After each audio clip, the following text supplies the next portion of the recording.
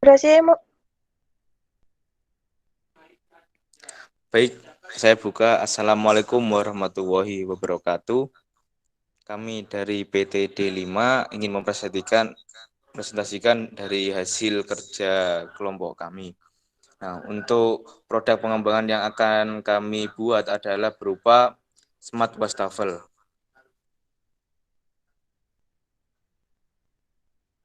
Kemudian ada agenda. Untuk agenda yang pertama adalah company profile, yang kedua adalah team member, dan yang ketiga adalah pemahaman kami atas post-start. Yang keempat adalah project restatement, yang kelima adalah objektif dan deliverables, dan yang keenam adalah communication. Kemudian yang ketujuh ada timeline, dan kedelapan ada penutup.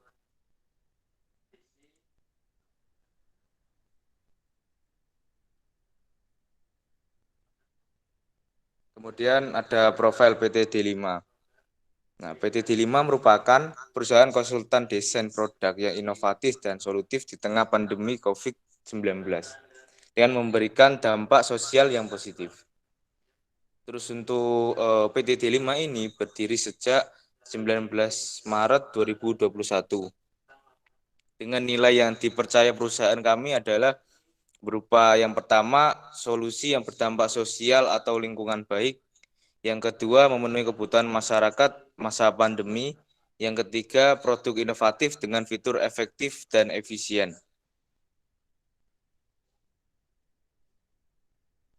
Untuk keanggotaan kami, yang pertama ada Ahmad Rifki Riza Alfani dengan bidang keahlian proses manufaktur, dengan keahlian lain inventor, Microsoft Office, dan alat-alat manufaktur. Yang kedua ada Vina Widya Wulandari dengan bidang keahlian desain, dengan keahlian lain adalah CorelDRAW, Photoshop, dan Microsoft Office. Untuk yang ketiga ada Riga Arum Oktasari dengan bidang keahlian perancangan, dengan keahlian lain yaitu Inventor, AutoCAD, dan Microsoft Office. Yang keempat ada Kairus Triwayudi dengan bidang keahlian proses manufaktur, dengan keahlian lain Inventor, Microsoft Office, dan alat-alat manufaktur. Dan yang terakhir ada Muhammad Khairul Ibadi dengan bidang keahlian perancangan, keahlian lain Inventor, AutoCAD, dan Microsoft Office.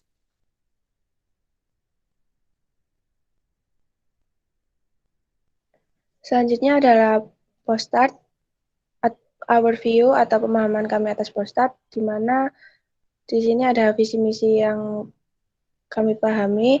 Yang pertama adalah visi menjadi perusahaan yang dapat memberikan kontribusi baik dalam bidang penelitian sosial dan lingkungan. Untuk misi dalam untuk memberikan fasilitas serta solusi yang optimal kepada mitra kerja dalam mengatasi berbagai permasalahan sosial dan lingkungan.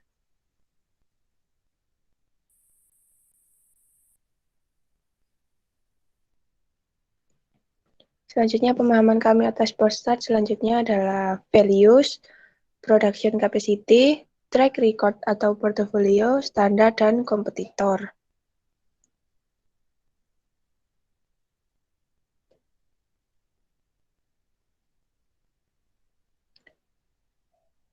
Selanjutnya adalah project restatement, yaitu terdiri dari urgensi dan ekspektasi, di mana urgensi sendiri yang pertama adalah penyebaran COVID-19 semakin meluas, yang kedua adalah kekurangan persediaan air untuk cuci tangan, dan urgensi yang ketiga adalah masih terjadi kontak sentuhan dengan benda yang digunakan banyak orang.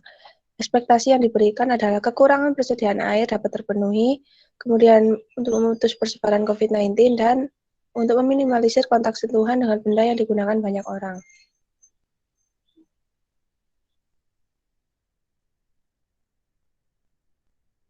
Untuk selanjutnya ada objektivitas dari proyek ini sendiri. Yang pertama ada tujuan. Tujuan dari dirancangnya produk Smart Wastafel adalah untuk menghemat pengeluaran untuk pembelian air dan untuk memutus persebaran COVID-19. Scope. Skopnya ada prinsip kerja Smart Wastafel dan mekanisme kerja dari Smart Wastafel. Itu deliverable-nya, yaitu Smart Wastafel yang dapat memutus persebaran COVID-19 dan memenuhi persediaan air. Selanjutnya, komunikasi serta konsultasi atau diskusi dengan klien dapat dilakukan secara kontak person dan menghubungi WhatsApp yang telah tertera. Atau dapat dilakukan dengan platform Asana untuk manajemen project team, yang mana tool ini sederhana dan intuitif. Selanjutnya, ada timeline. Timeline dalam pengerjaan project ini dimulai dengan milestone zero, yaitu project documentation, dilakukan